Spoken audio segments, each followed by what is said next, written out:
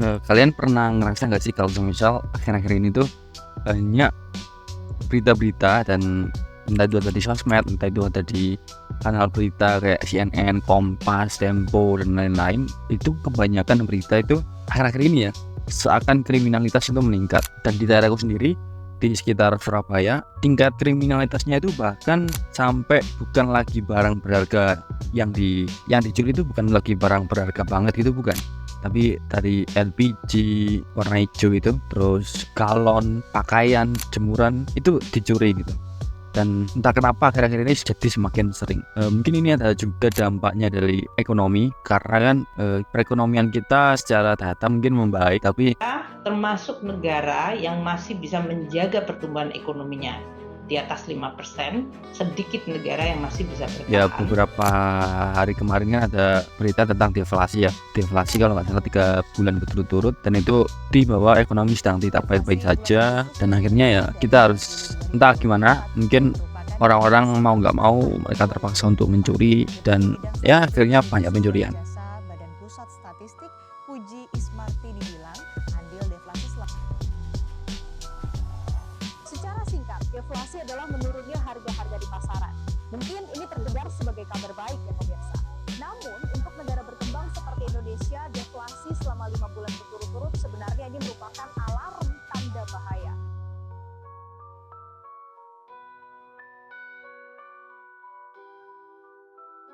Di daerah sini pun banyak juga, mulai banyak lagi begal, terus curian motor, sama banyak juga kayak penipuan gitu, lumayan banyak. Dan menurutku sih ini bisa dibahas di video lain, tapi menurutku penyebabnya itu judol atau judi online. Salah satunya selain emang ekonominya udah nggak stabil, tapi judi online itu emang merusak psikologi masyarakat gitu.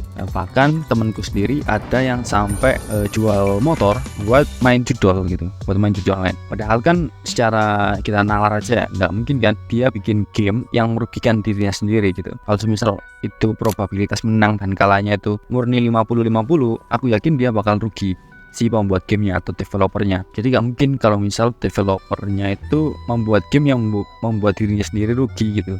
Pasti developer tidak mungkin rugi, jadinya si pemain itu gak bakal menang secara nalar aja gitu, secara logika. Tapi kan ya mungkin mereka kurang pendidikan, jadi masalahnya itu bakal merambah kemana-mana kalau misalnya kita bahas. Karena orang bisa tertipu judi online itu karena emang pendidikan mereka kurang mungkin. Nah, pendidikan mereka kurang itu juga mungkin karena faktor ekonomi juga gitu. Entah karena biaya sekolah mahal, akhirnya mereka nggak bisa sekolah. Terus biaya kuliah mahal, akhirnya nggak bisa kuliah, dan seterusnya gitu. Akhirnya mereka kerja, dan ketika ada judi online mereka nggak sempat belajar tentang gimana ada algoritma dan seterusnya, itu nggak sempat belajar. Akhirnya ya tertipu judi online gitu. Apalagi yang ilegal itu, kemarin aku nemu bukan artis ya, mungkin selebgram, mungkin nggak bakal aku tampilkan, tapi ya selebgram cewek cantik gitu, dan dia ngepromosiin judi online di profilnya, di bio-nya, dan itu agak miris juga. Ya balik lagi, mungkin dia nggak merasa itu salah gitu. Jadi pendidikannya kurang sampai kesadaran bahwa judi online ilegal itu salah gitu. Ya kalau emang pengen main judi itu kan kita bisa seenggaknya main kripto itu kan, ya tetap aja sih, tapi ya lebih apa ya, kalau main Bitcoin, saham gitu kan, kalau kata Bung Rocky Gerung itu saham itu tuh judi legal gitu di Indonesia dan di negara-negara lain. Jadi kalau misalnya memang pengen judi, ya kenapa nggak main saham aja gitu, kan lebih asik, dan kita bisa belajar fundamental analisis keuangan perusahaan dan seterusnya. Kenapa kok harus judi online yang basicnya itu cuma permainan game? Ya entahlah, aku nggak habis pikir, tapi emang menurutku dasarnya emang pendidikan, ekonomi, dan muter-muter terus di situ. Ekonominya kurang, terus pendidikannya akhirnya juga kurang. Karena pendidikan kurang, ekonomi akhirnya juga kurang, dan muter-muter terus di situ. Itulah kenapa disebut lingkaran kemiskinan struktural gitu ya. Tapi nggak tahu kenapa akhir-akhir ini juga entah banyak kasus pemerkosaan juga di pesantren terutama ya, terus kasus pencurian, kasus korupsi. Entah ini karena media sosialku atau karena algoritmanya mengarah ke sana di aku, Tapi aku juga punya beberapa akun dan aku pakai akun lain juga emang banyak gitu. Akun-akun berita itu kan banyak ya di Instagram. Itu mereka kebanyakan akhir-akhir ini memang share banyak kasus kriminal gitu. Entah itu korupsi dari pemerintahan, entah itu dari masyarakatnya sendiri seperti pencurian. Itu cukup banyak.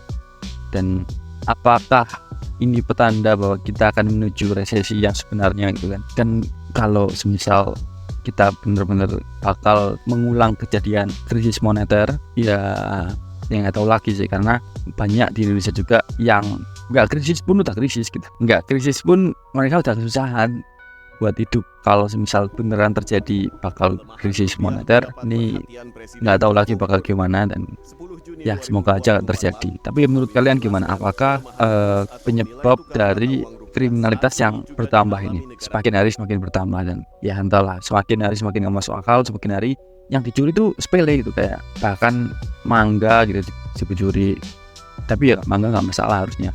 Kayak ya itu LPG dicuri kan harusnya bisa ya beli gitu ya, murah gitu kan, tapi kenapa kok sampai nyuri? Yaitu mungkin ekonominya udah bener-bener nggak stabil, yaitu entahlah. Kalau menurut kalian gimana? Kenapa penyebab kriminalitas ini bertambah dan semakin hari semakin dalam tanda kutip konyol gitu? Karena semakin banyak juga oknum pemerintahan yang semakin banyak kasus gitu ya, kayak korupsi tadi yang disebutkan, terus ya bedok-bedoknya terbongkar gitu ya, entahlah. Tapi menurut kalian gimana gitu, penyebabnya itu apa, dan apakah ini ada hubungannya sama perekonomian negara?